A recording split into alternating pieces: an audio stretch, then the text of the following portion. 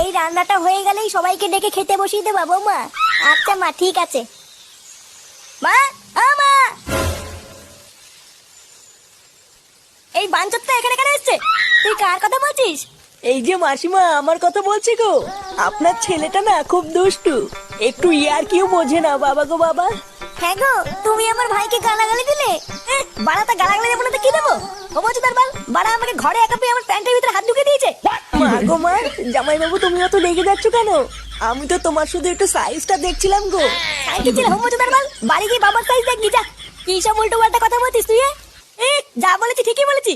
লেওড়া আজকে প্যান্টের ভিতরে হাত ঢুকে দিচ্ছে, কালকে তো বলবে হালকা করে পুঙাও মেরে দাও। এই কি হয়েছে রে? এত চেঁচামেচি কিসের?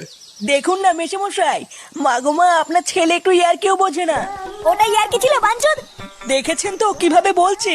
দেখো মা, আমি কিন্তু বলে দিচ্ছি, এই চুদির ভাই যদি বাড়িতে থাকে আমি কিন্তু বাড়ি থাকবো না, বলে দিলাম। চোরে বাচ্চা, তুই ঘর থেকে বেরিয়ে যা।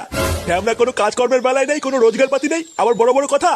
ও বাড়া, মায়ের থেকে মাসির দরদ বেশি, তাই তো? বাড়া এখন তো দেখছি আমার থেকে এই বাড়িতে এই হোমোচোদার দাম বেশি।